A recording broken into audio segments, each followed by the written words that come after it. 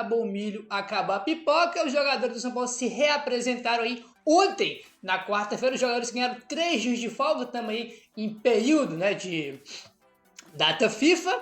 E o São Paulo jogou no sábado contra o Cruzeiro, os jogadores ganharam folga domingo, segunda e terça. 3 dias de folga aí, e ontem na quarta-feira todo mundo se reapresentou aí para iniciar a preparação para o jogo contra o Botafogo, que é só no dia 14, né? Ainda tem muito tempo ainda até esse jogo aí, se nesse final de semana, no outro, o São Paulo voltar a jogar. Tá? Vamos lá, rapaziada, temos aí novidades, tá? Boas notícias com alguns jogadores aí avançando nas suas recuperações. Vamos lá. O São Paulo se reapresentou para os treinos nesta quarta-feira de olho no jogo contra o Botafogo no próximo dia 14. Cheio de novidades, o São Paulo treinou nesta... Pausa de 5 segundos para pedir a sua ajuda ao nosso canal com o seu like e se inscrever se ainda não for um inscrito. Essa quarta-feira na Barra Funda. Vamos começar aí? Falando sobre o Oscar, tá? O meia Oscar, em recuperação de uma fratura nos 3 processos transversos de 3 vértebras lombares, treinou no gramado, acompanhado aí da fisioterapia do clube, tá? Então, o Oscar dando mais um passo aí importante para a sua volta, tá? Caleri, Marcos Antônio e o Hugo, outros lesionados do elenco, também participaram de atividade em campo, né? Então todo mundo aí já dando aí um passo importante para se recuperar, né? O caso do Caleri só volta ano que vem, né? O Hugo tinha expectativa que ele voltasse no fim dessa temporada, vamos aguardar aí. Mas o Oscar, daí principalmente o Marcos Antônio, está aguardando aí em breve, né? Vamos aguardar aí. O zagueiro Arboleda, em processo final de recuperação de uma lesão muscular, participou de um trabalho com os companheiros. Depois fez um complemento acompanhado da fisioterapia do São Paulo, tá? Já na volta, né, quando voltar aí a data FIFA, né, quando a gente voltar pós-data FIFA, ele já vai estar de volta, né, tá em fase de recuperação, vai estar de volta aí o nosso querido Arboleda. O volante Luiz Gustavo, que teve um tromboembolismo pulmonar, fez o mesmo trabalho do Arboleda. O Luiz Gustavo é um caso muito específico, né, cara, tromboembolismo pulmonar não é uma lesão, né, cara, é um problema de saúde, a gente não sabe o que vai acontecer com ele, né, a gente realmente não sabe o que vai acontecer com o Luiz Gustavo, é apenas aguardar, tá? Outra novidade no treinamento do São Paulo foi o lateral direito Mailton, né? Ele reforçou o treino pela primeira vez ao lado dos companheiros, ele que já está inscrito, aí, né, já está no bid e já pode reforçar o São Paulo na partida contra o Botafogo. Então o Mailton foi a primeira vez, né, que ele treinou aí com os companheiros, entendeu? E já tá aí disponível, né? Já tá aí no bid certinho agora, irmão. Quando o Crespo quiser mandar a campo, vai poder já utilizar o jogador, né? No jogo contra o Botafogo já vai estar no banco, a gente imagina, né? Não é porque eu acho que ele vai começar como está, mas já vai estar no banco aí contra a equipe do Botafogo. Bom, os atacantes André Silva e o Lucas Moura permaneceram na parte interna do CT da Barra Funda em recuperação de lesões no joelho, né? O Lucas que tem esse negócio, volta contra a LDU ou não volta, né? Tinha informação que a previsão de retorno dele, mesmo com a artroscopia, era que ele voltasse ali no confronto contra a LDU, ou no primeiro jogo ou no segundo. E o André Silva, como todo mundo sabe, só em 2026, né? Não volta mais esse ano aí, tá bom? E tem aí o Arboleda se recuperando, voltando de lesão, né? O Oscar, o Marcos Antônio aí avançando na recuperação. E o Mailton, né, treinando pela primeira vez, mas também tem desfalque no treino, né, porque os Paulo não tá jogando, mas tem desfalque no treino, que é os jogadores que foram para a data FIFA, né?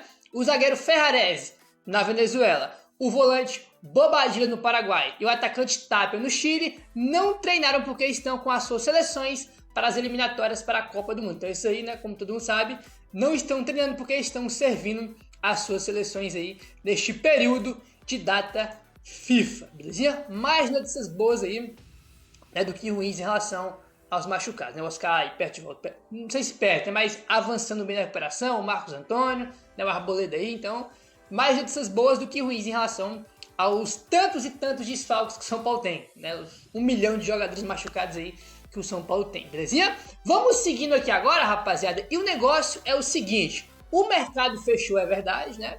Mas ainda estamos num período que pode contratar jogadores livres no mercado, tá bom? Tá aqui a informação do Alexandre Vieira, tá? O blog do São Paulo trouxe a mesma informação, que foi o seguinte: sem o Marcos Leonardo, o São Paulo está estudando opções de atacantes livres no mercado. Alguns nomes já foram oferecidos, mas como estava negociando com o Marcos Leonardo, essas negociações não evoluíram. Agora a diretoria avalia as opções possíveis, tá? Então, tem vários atacantes aí livres, né? Centroavantes livres no mercado, né? Que a galera até especula, fala que tem que buscar, que não sei o quê. Tem vários livres no mercado e esses livres São Paulo pode contratar, tá?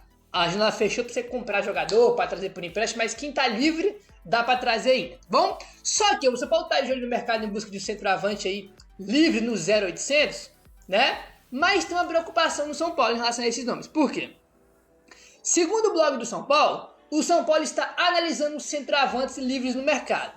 Porém, existe um receio dos jogadores não estarem prontos para a Libertadores, devido ao tempo de adaptação ao futebol brasileiro e às condições físicas dos jogadores. Isso faz todo sentido, porque, por exemplo, você vai pegar um jogador livre no mercado, né? Esses jogadores que estão livres agora, estão livres já tem um tempinho, então já tem um tempinho que eles estão sem jogar. Esses jogadores vão chegar aqui, né? E já vão estar aptos para poder jogar contra a LDU, por exemplo. Essa é uma questão. Essa é uma grande questão e faz total sentido essa preocupação do São Paulo aí. É óbvio que também está a questão da incompetência do São Paulo, né? De a gente chegar agora aqui nesse momento e não ter esse centroavante, né? Óbvio que as lesões não são culpa especificamente da diretoria, mas tipo assim, velho, mesmo antes do Marcos Leonardo já tinha, né? O São Paulo já estava com muita dificuldade de buscar um centroavante. Foi lá atrás do Pedro Rocha do Remo, do Marcelo Rian do Japão, não conseguiu fechar com nenhum. Aí alimentou o negócio do Marcos Leonardo, também trouxe. Então, tipo assim, tem a parte da incompetência da diretoria, né?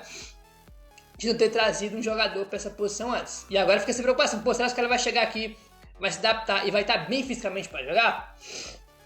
Essa aí também é uma grande preocupação. Uma grande preocupação aí. Mas o São Paulo está no mercado em busca de um jogador no 0800. 0800 quando a gente fala é livre no mercado. É um jogador mais fácil de trazer. Lembrando que o jogador é livre no mercado não significa contratação fácil. Porque o cara não está livre, é verdade, não tem que pagar nada para ninguém. Mas o jogador vai receber um salário ali provavelmente alto.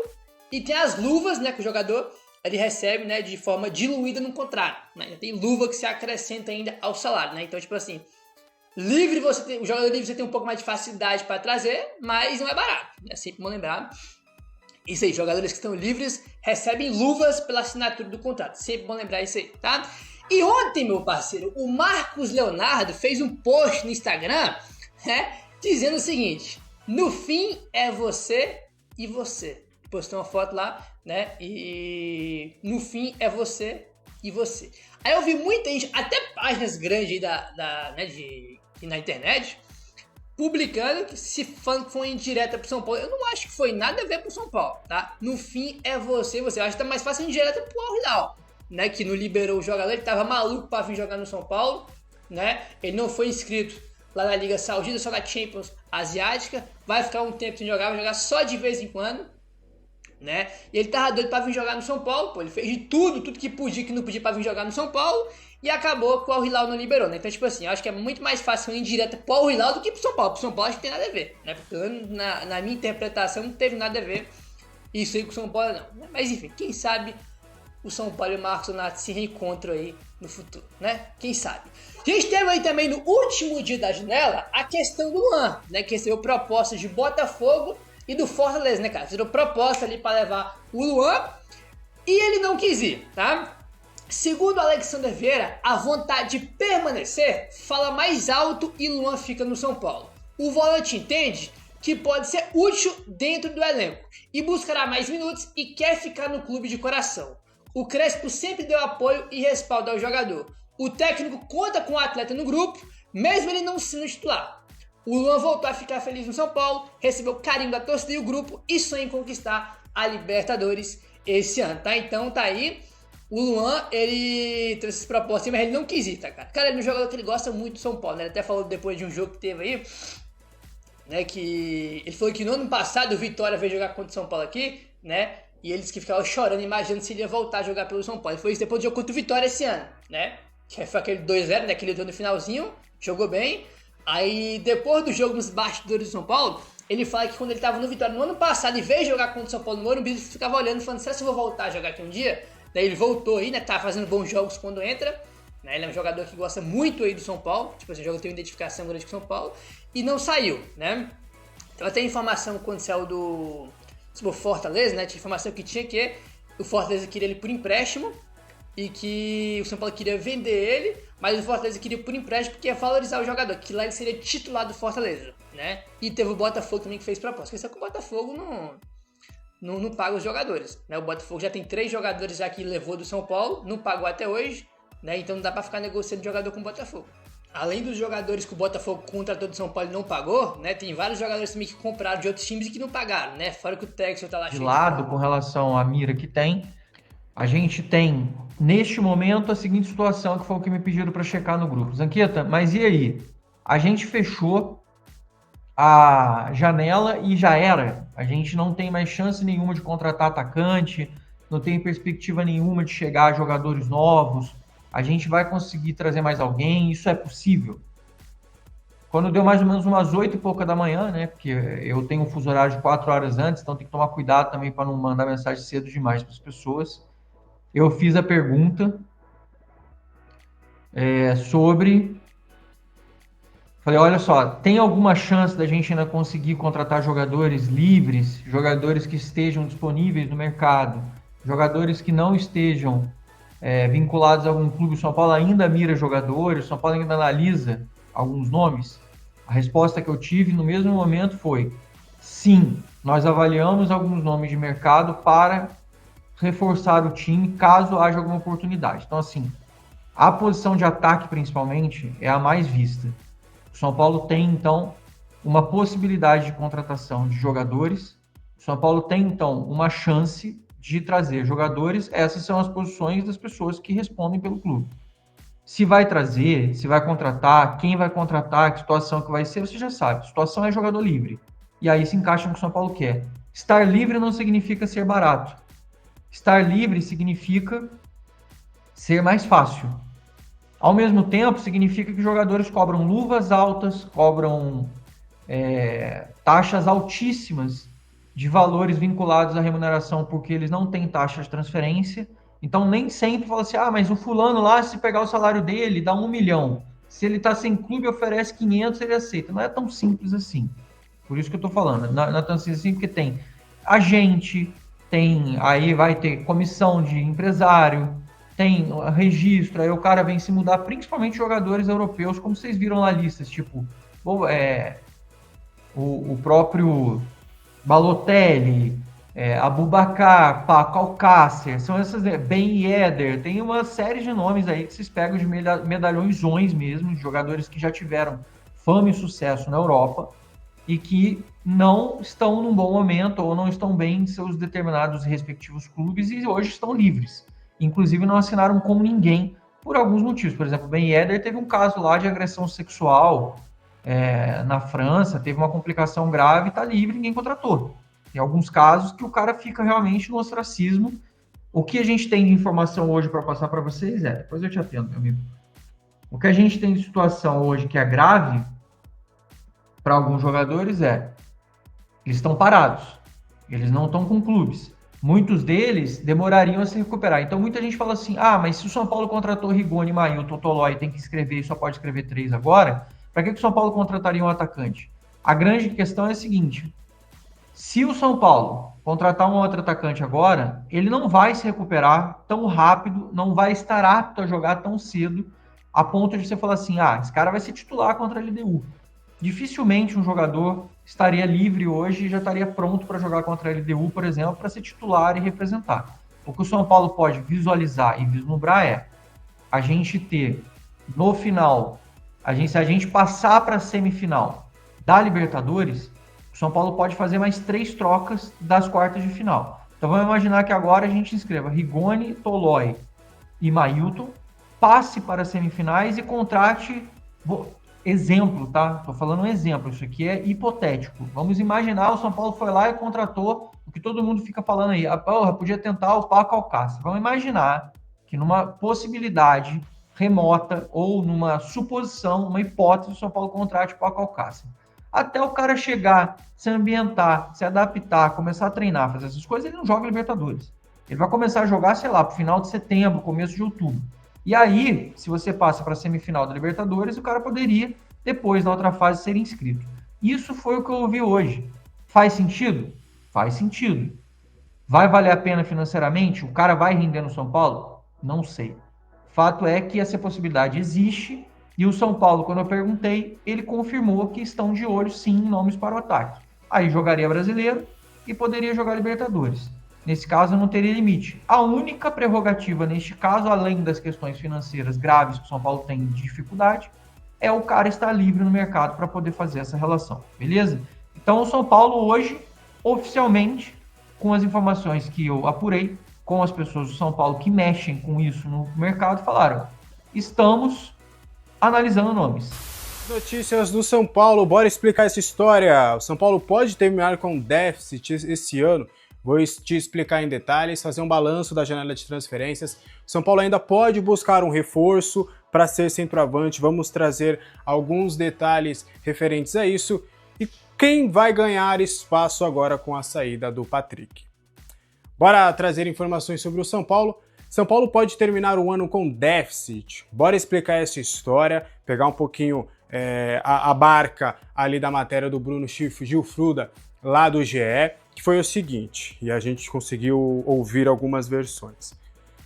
Um grupo formado por 5 conselheiros do São Paulo fez ali um estudo, um levantamento, levou esse documento para a reunião no conselho lá no dia 14 de agosto, para trazer uma atenção de que, na visão deles, eles que têm todos os dados, tudo, o São Paulo não vai terminar o ano com superávit, e sim com um déficit de 48 milhões de reais. E aí tem algumas alegações aqui do que fazem, de fato, eles acreditarem que isso possa acontecer. Lembrando que o clube tem como previsão um superávit de 44,8 milhões de reais.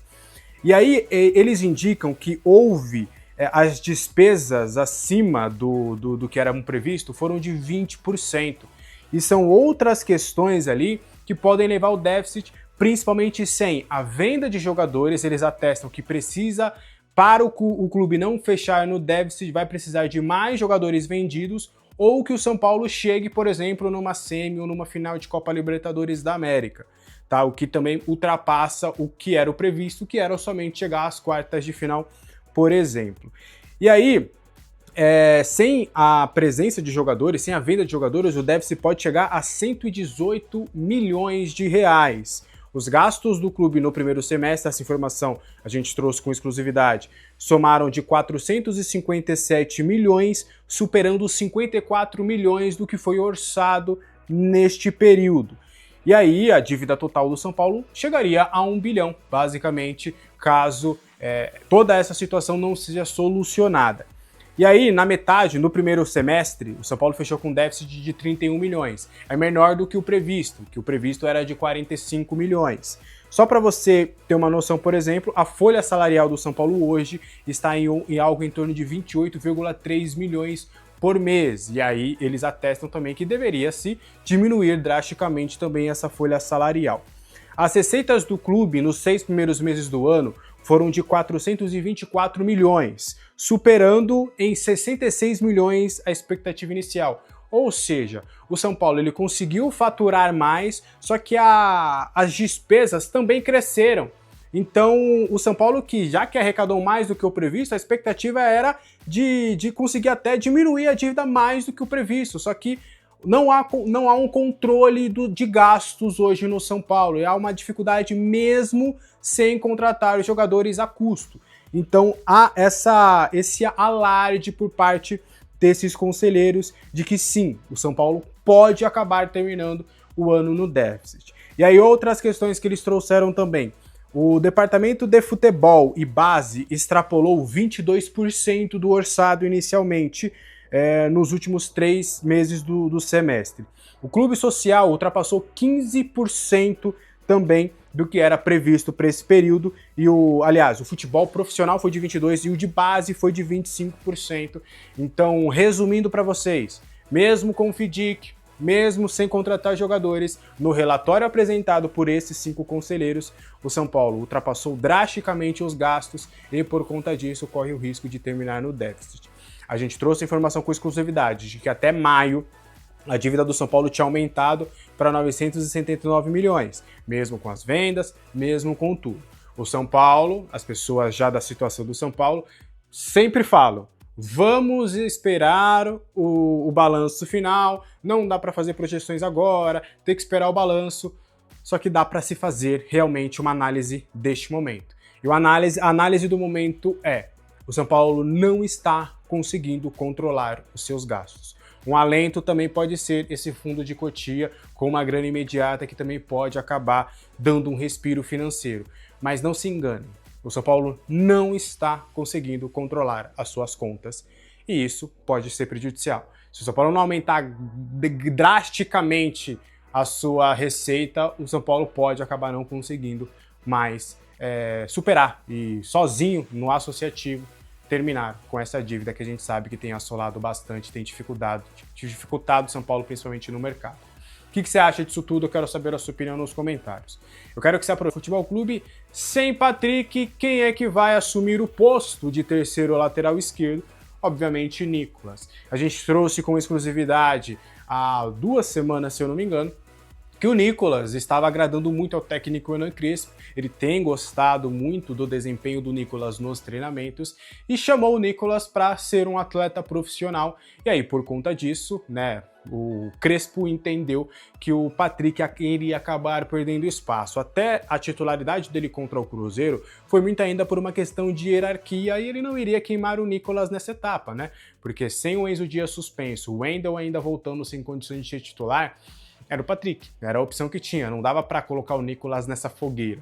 Mas ele já tem gostado muito do Nicolas, o Nicolas tem treinado com o elenco profissional e aí ele pode acabar revezando, indo para alguns jogos onde ele não for relacionado. Inclusive durante essa data FIFA existe uma possibilidade dele acabar jogando alguns jogos da base, mas ele vai treinar com os profissionais e aí em algumas ocasiões, em alguns momentos, ele vai descer para manter ritmo de jogo no sub-20. O Nicolas tem agradado demais. O Crespo, ele deve, a tendência, né, a expectativa dele é fazer com que ele consiga maturar o Nicolas num médio e longo prazo.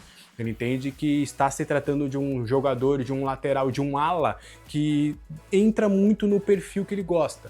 É um ala técnico, habilidoso, ofensivo e existe uma boa expectativa referente ao Nicolas. Até nessa temporada, talvez ele não tenha tanto espaço, jogue um ou outro jogo mais picado, mas que a partir de 2026 o Crespo já quer começar a maturar esse atleta que tem sido muito importante ali nas categorias de base, já chamou a atenção do Stuttgart, fez um intercâmbio no Stuttgart, também chamou a atenção do Barcelona, foi listado em uma lista do Diário AS como uma das principais promessas do futebol mundial. Então, olho nesse Nicolas, que ele joga muita bola. Não sei se você conhece, quero saber a sua opinião sobre o Nicolas aqui nos comentários. Bora continuar trazendo mais informações sobre o tricolor paulista? Um balanço sobre a janela de transferências do São Paulo. São Paulo fechou 5 contratações. Para você, qual que foi a melhor delas? Nessa janela ainda conta Dineno, que chegou ainda quando tinha o técnico Zubeldia, chegou o Tapia também, o Rafael Tolói, o Mailton e agora o Emiliano Rigoni. São 5 contratações, todas elas a custo zero, né? O São Paulo conseguiu fechar a contratação do Gonzalo Tapia por empréstimo de 12 meses, então ele fica no São Paulo até o meio do ano que vem, aí vai ter uma opção ali para prorrogar esse empréstimo por mais 6 meses ou já fazer a compra do atleta.